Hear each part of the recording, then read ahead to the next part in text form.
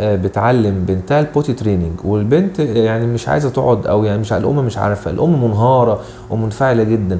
طيب انا طلعي بره البوتي تريننج ده، او ان هي تقعد على الحمام، طلعيها على جنب. انا عايز اقول لك كلمتين لكل الحياه كلها مصاعب، خلاص، بالذات في التعامل مع الاطفال، سواء طبيا او تربويا او في الحاله العمليه. طالب منك ايه؟ طالب منك كذا حاجه. اول حاجه تستعيني بالله في كل حاجه بتعمليها، خلاص. اي حاجه عايزين نعملها ندعي ربنا يوفقنا فيها. ربنا بيقول وما توفيقي الا بالله، خلاص. يعني ربنا وفقك الحاجه هتقضى ان شاء الله.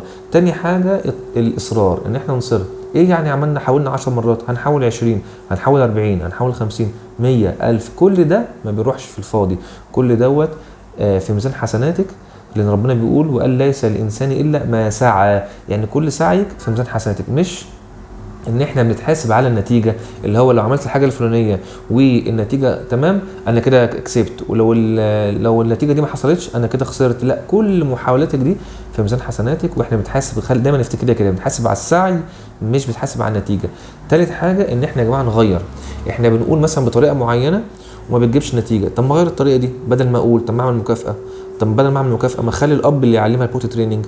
طيب ايه رايك بعد كده ان احنا نجيب شارت كدهوت، او نجيب ستيكر ونحطها لها كل يوم عملت حاجه حلوه نلزق لها في راسها والبيت كله يسقف. ايه رايك نعمل اكله حلوه؟ عشان يعني الامهات اشطر مننا 1000 مره في الافكار اللي تخلي الطفل بعد كده، تخلي الام الحاجه اللي هي عايزاه هيتعمل، بس ايه؟ بطريقتها.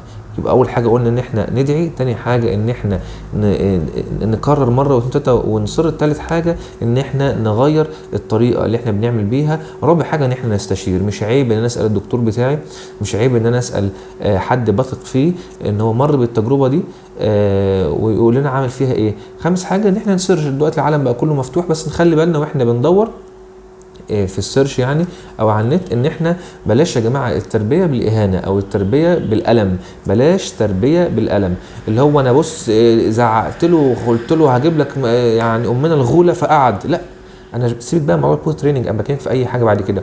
لا، الطريقه دي بتعمل طفل لما بيكبر عنده عقد نفسيه، والحاجه اللي خوفتيه بيه يفضل خايف بيها طول عمره، يقول لك لا يعني ايه الله يسامحهم كانوا بيخوفونا من 1 2 3 4. لا، دي اخر حاجه، والافضل ما تستخدمهاش. حتى في السنه النبويه يعني النبي صلى الله عليه وسلم هتلاقيه، يعني انا ما شفتش في حاجه ان احنا نستخدم الاسلوب الالم في التربيه.